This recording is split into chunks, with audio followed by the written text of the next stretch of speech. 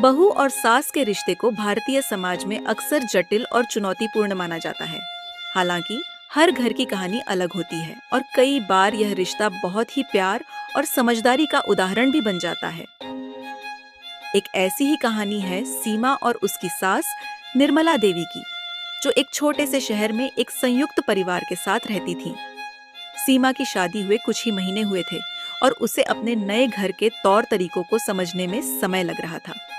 निर्मला देवी एक पारंपरिक महिला थीं, जो परिवार की पुरानी परंपराओं और रीति रिवाजों में विश्वास करती थीं।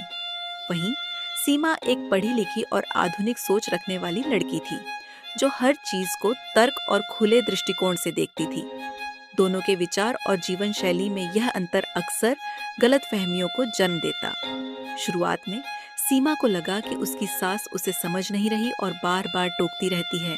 वहीं निर्मला देवी को लगता था कि सीमा परिवार की परंपराओं का सम्मान नहीं करती और उसे नई पीढ़ी की अधिक स्वतंत्रता की आदत है। इन दोनों के बीच अक्सर छोटे मोटे विवाद होने लगे। एक दिन सीमा ने घर में कुछ ऐसा खाना बनाया जो निर्मला देवी को पसंद नहीं आया। उन्होंने सीमा को थोड़ी सख्ती से कहा, हमारे घर में यह सब नहीं बनता, तुम कुछ और क्यों नहीं सीखती? सीमा को यह बात बुरी लगी और उसने मन ही मन सोचा कि उसकी सास कभी उसकी तारीफ नहीं करती।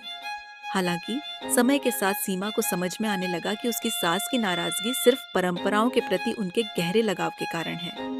उसने धीरे धीरे अपने सास की पसंद नापसंद को समझने की कोशिश की। वहीं दूसरी तरफ निर्मला देवी ने भी देखा कि सीमा अपने काम में माहिर है और घर की जिम्मेदारियों को बखूबी निभा रही है। उन्होंने भी सीमा को समझने की कोशिश की। एक बार जब सीमा बीमार पड़ी, तब उसकी सास ने उसकी बहुत देखभाल की। निर्मला देवी ने खाना बनाया, उसके लिए दवा लाई और यह सुनिश्चित किया कि वह आराम से रहे। सीमा ने उस समय महसूस किया कि उसकी सास के दिल में उसके लिए बहुत प्यार है, लेकिन वह उसे अपनी तरह से व्यक्त करती है। इसके बाद दोनों के रिश्ते में एक नया मोड़ आया। सीमा ने भी अपनी सास से कई नई चीजें सीखी जो घर की परंपराओं और संस्कारों से जुड़ी थीं, और निर्मला देवी ने भी सीमा के आधुनिक दृष्टिकोण और विचारों को अपनाया। उन्होंने एक दूसरे की सोच का सम्मान करना शुरू किया और एक दूसरे की बातों को समझने का प्रयास किया। धीरे धीरे उनके रिश्ते में जो कड़वाहट थी वह गायब हो गई। अब वे दोनों एक दूसरे की सबसे अच्छी दोस्त बन गई। जब भी कोई समस्या आती तो वे मिलकर उसका हल निकालती।